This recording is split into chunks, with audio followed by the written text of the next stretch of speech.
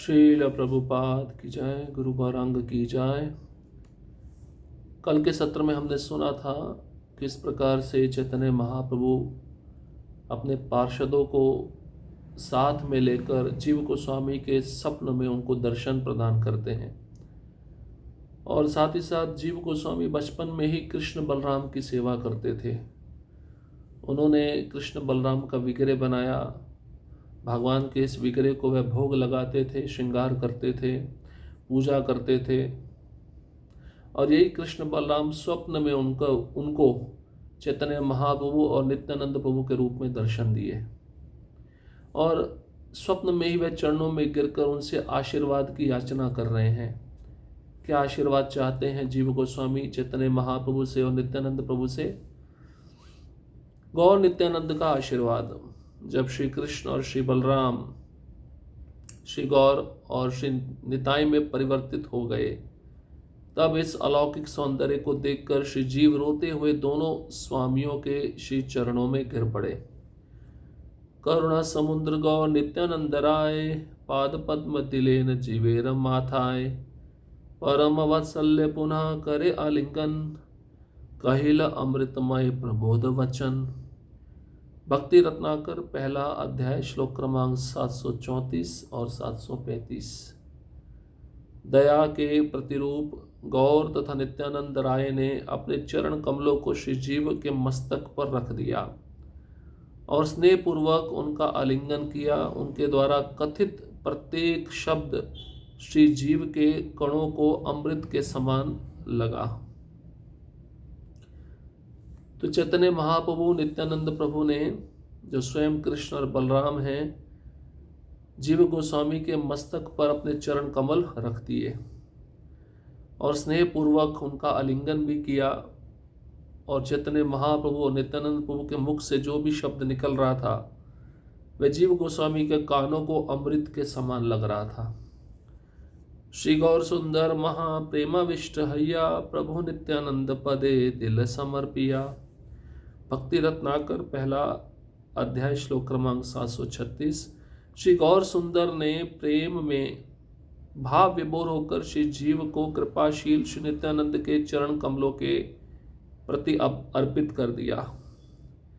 तो चैतन्य महाप्रभु भाव विभोर थे प्रेम में। जीव गोस्वामी पर कृपा दिखाने के लिए उन्होंने नित्यानंद प्रभु के चरण कमलों में जीव गोस्वामी को अर्पित कर दिया। नित्यानंद श्री जीवे कहे बार बार, ए मोर प्रभु हो का सर्वस्व तोमार। भक्ति रत्नाकर पहला अध्याय श्लोक क्रमांक 737। परंतु नित्यानंद ने बारंबार श्री जीव को निर्देश दिया, मेरे गौर प्रभु आपके जीवन तथा प्राण हो। नित्यानंद प्रभु भी बारंबार जीव गोस्वामी को क्या कह रहे हैं? मेरे जो प्राण हैं, मेरे जो जीवन हैं चैतन्य महाप्रभु, वह आपके भी प्राण और जीवन हो। जब श्री जीव उनके चरणों में नतमस्तक हुए तो वह अप्रकट हो गए और श्री जीव निराशा के रसातल में डूब गए। जब वे निद्रा से जगे तो भोर हो चुकी थी और अध्ययन के बहाने वे श्री नवद्वीप जाने की तैयारी करने लगे। तो ये सब कुछ स्वप्न में चल रहा था। स्वप्न जैसे ही टूटा, चैतन्य महाप्रभु नित्यानंद प्रभु अप्रकट हो गए और निद्रा से जागते हैं जीव गोस्वामी अध्ययन का बहाना बनाकर नवद्वीप धाम जाने की तैयारी करते हैं। अब जीव गोस्वामी किस प्रकार अपना घर छोड़े, उस प्रसंग को हम सुनेंगे। गृह त्याग प्रसंग। श्री जीव ने अपने अनुयायियों से विदा ली और अपने एक सेवक के साथ फतेहा चले गए। जिस समय श्री जीव गोस्वामी ने अपने घर का त्याग किया, उस समय नदियां नदियां पुकारते हुए उनका हृदय व्याकुल हो उठा। चंद्रद्वीप को छोड़कर श्री नवद्वीप की ओर जाते हुए उनके दोनों नेत्रों से अश्रुओं की धारा बहने लगी। हे गौरांग, हे नित्यानंद प्रभु, आप सभी जीवात्माओं के जीवन हैं। कब आपकी कृपा से मुझे आपके दर्शन प्राप्त होंगे?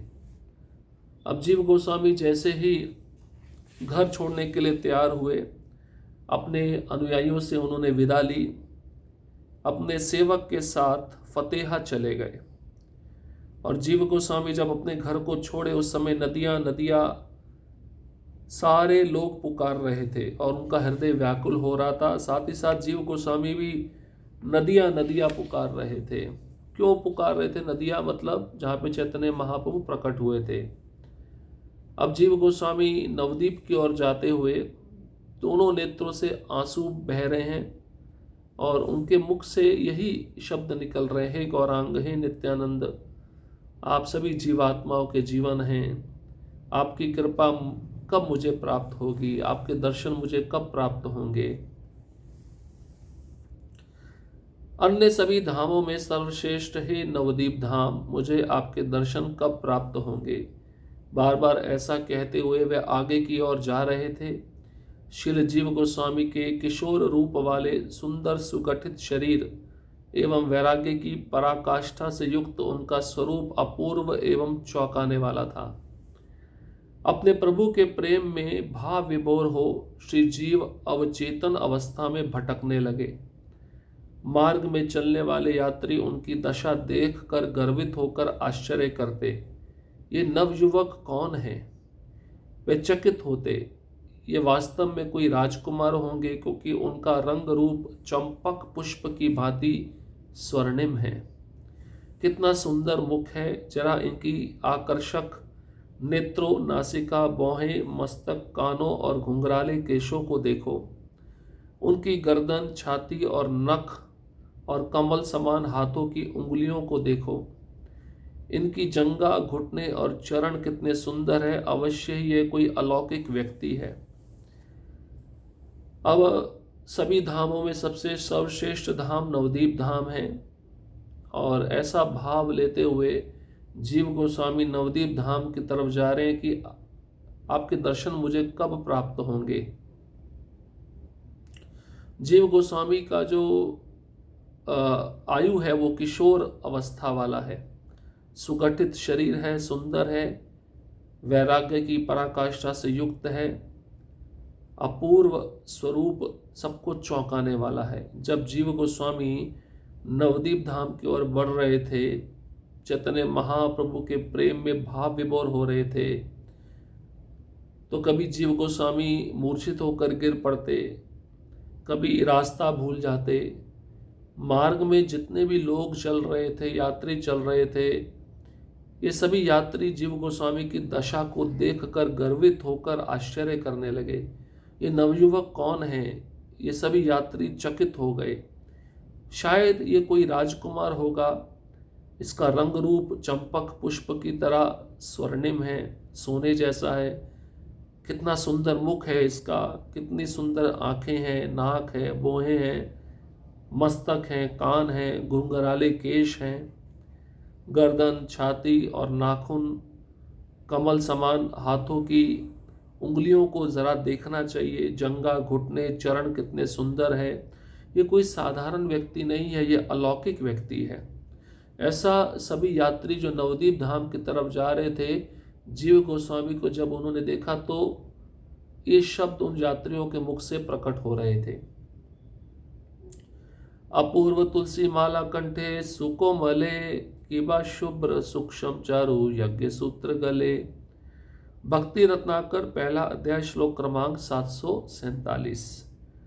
सभी ने श्री जीव की गर्दन के चारों ओर तुलसी माला तथा उनके वक्ष स्थल के चारों ओर श्वेत यज्ञोपवीत के पवित्र सूत्र की प्रशंसा की।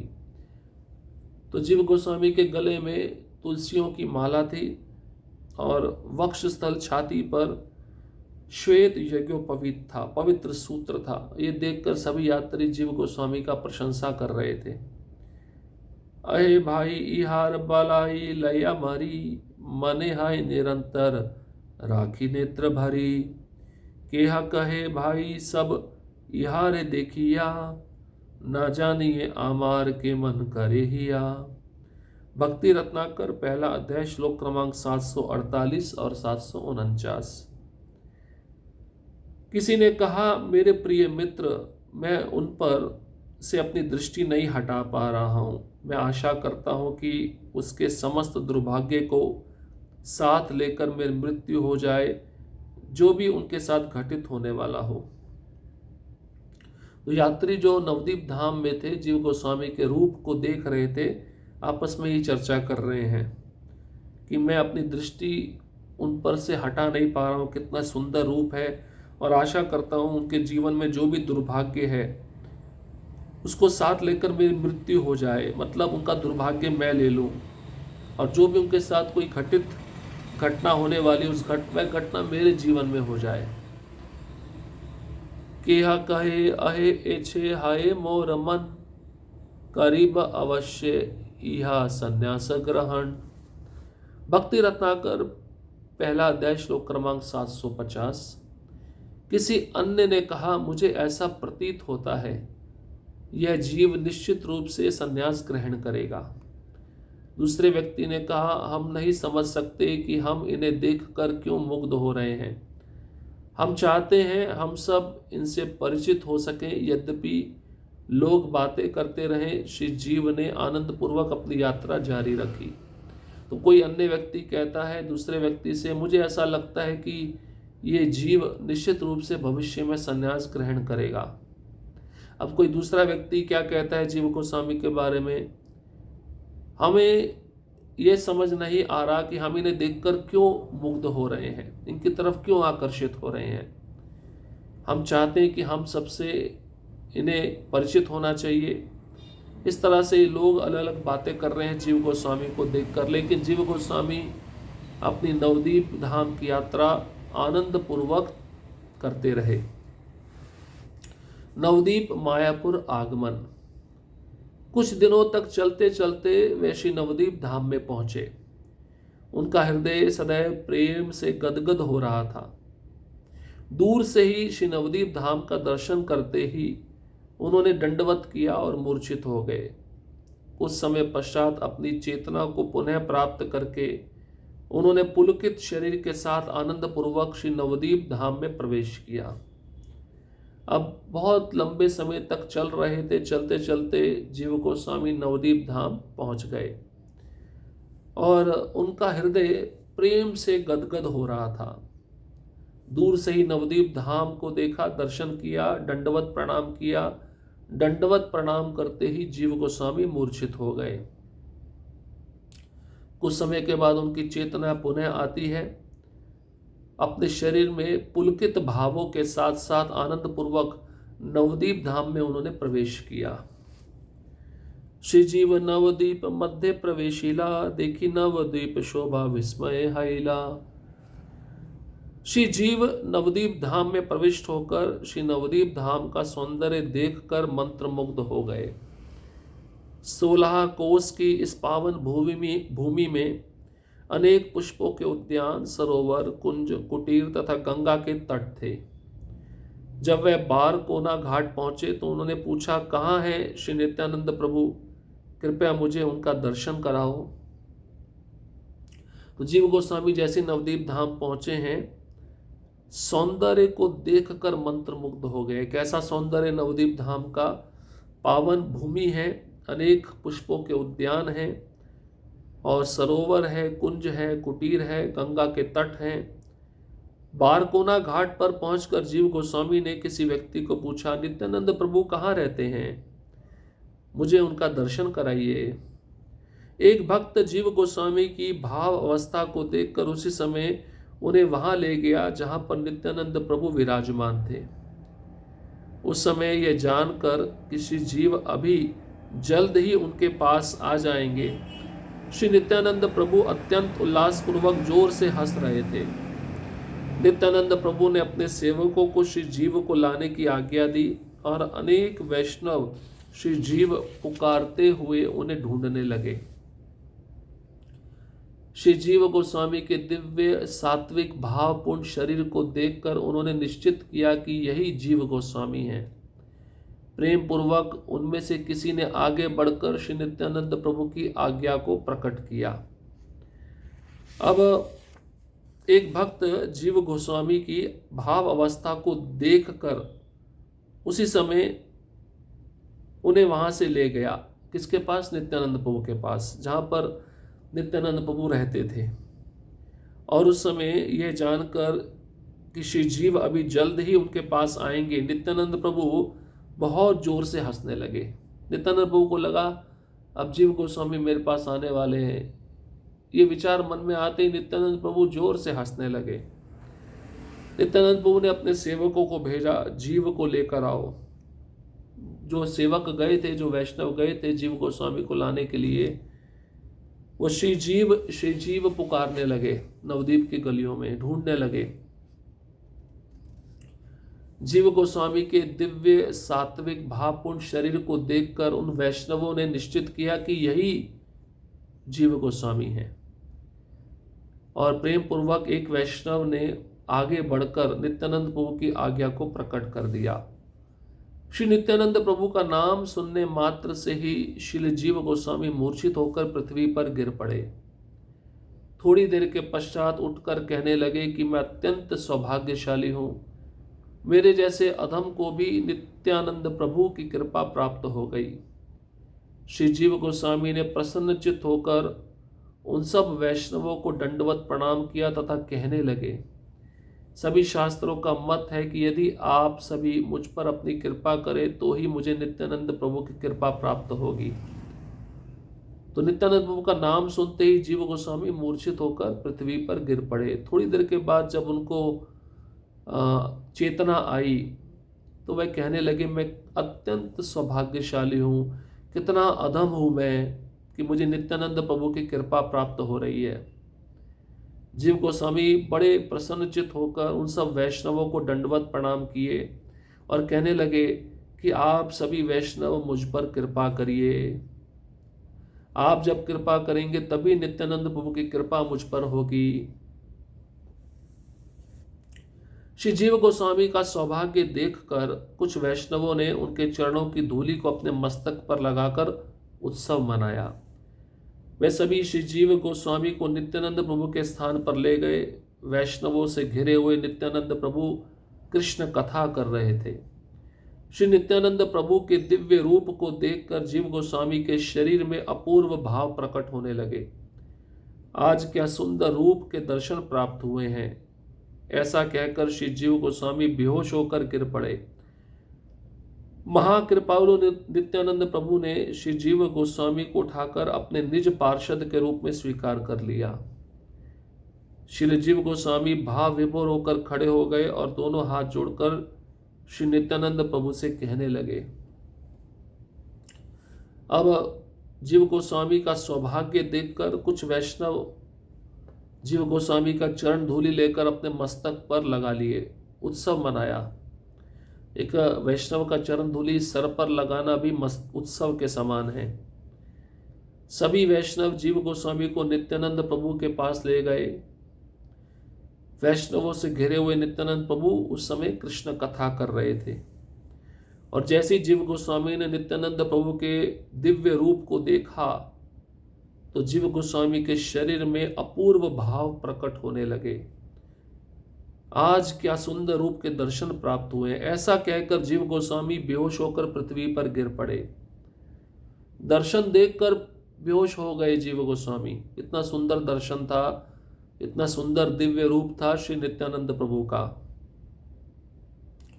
तो महाकृपालु नित्यानंद प्रभु ने जीव गोस्वामी को उठाया, अपने निज पार्षद के रूप में उन्हें स्वीकार किया।